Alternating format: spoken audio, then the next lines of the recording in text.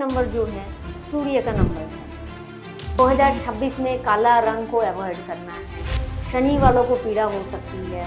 तो जैकपॉट आपके लिए खुलने वाला, देव आपसे रुष्ट हो जाए। कोई भी पिता अपने पुत्र की हानि कर सकता, अपने जीवन में आप खुशहाल जिंदगी को जी सकते। नमस्कार दोस्तों, 2026 एक नंबर वालों के लिए है, क्योंकि 2026 को अगर अंकों को जोड़े 2026 में तो एक नंबर की प्राप्ति होती है। एक नंबर जो है सूर्य का नंबर है। तो 2026 में एक नंबर वालों के लिए तो बहुत ही अच्छा रहने वाला है। साथ ही में 3 नंबर वालों के लिए भी बहुत अच्छा रहेगा। 5, 6 नंबर वालों के लिए भी अच्छा रहेगा। लेकिन हमें डरना नहीं है कि बाकी नंबर के लिए अच्छा नहीं रहेगा। 2026 में सूर्य देव के लिए हम उपाय कर सकते हैं। उपाय में आप नियमित रूप से सूर्य देव को जल अर्पण करें। लेकिन एक बात का विशेष ध्यान रखना है, सूर्य को जल कब अर्पण करना है। सूर्य देव को जल अर्पित करने का एक निर्दिष्ट समय है। सुबह 9 बजे तक आप सूर्य देव को जल अर्पण कर सकते हैं, अगर आपको सही मायने में फल की प्राप्ति चाहिए। दूसरा नंबर, सूर्य को जल अर्पण करते समय हमें एक बात की और ध्यान रखना है कि जल अर्पण करते समय वो जल हमारे पाँव पे, यानी जल के छींटे हमारे पाँव पे ना गिरे। तो हमें क्या करना है, एक पात्र में जल सामने रखना, एक पात्र को, और उस पात्र में हमें जल को अर्पित करना है।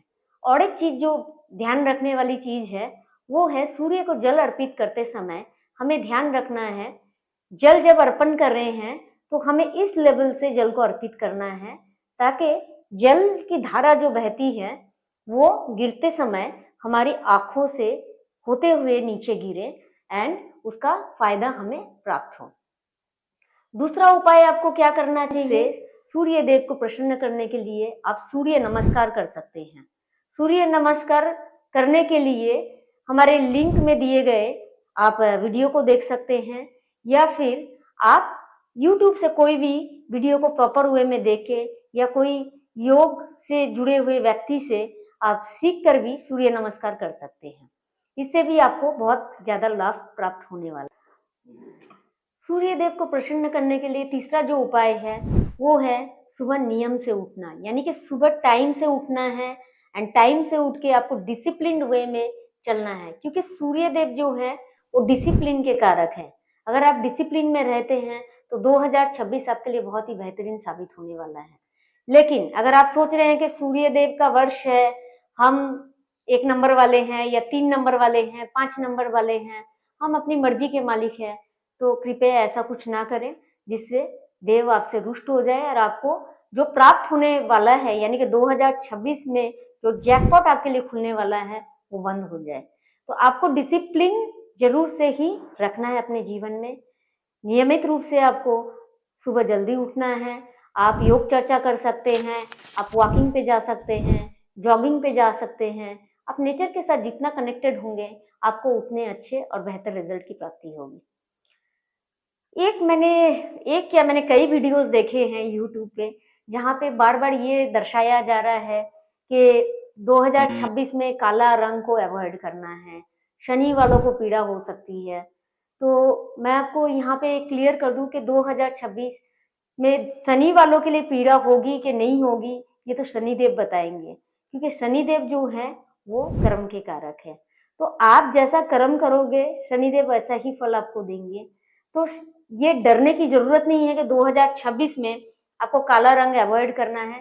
काला रंग अवॉइड करना चाहिए अगर जन्म कुंडली में आपके ऐसा कोई विशेष प्रॉब्लम है, यानी कि विशेष कोई समस्या है, तभी आपको काला रंग को अवॉइड करना है। अदरवाइज काला रंग अवॉइड करने के लिए कोई रूल्स एंड रेगुलेशन नहीं है कि 2026 में सूर्य देव आ रहे हैं तो हमें काला रंग अवॉइड करना है।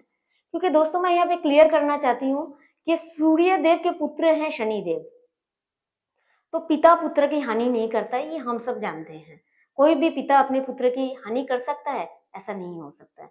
तो हमें इससे डरने की कोई जरूरत नहीं है कि 2026 में शनि वालों को पीड़ा आने वाली है एंड काले वस्त्र या इस तरह का कुछ भी कलर हम यूज करते हैं तो हमें प्रॉब्लम होगा।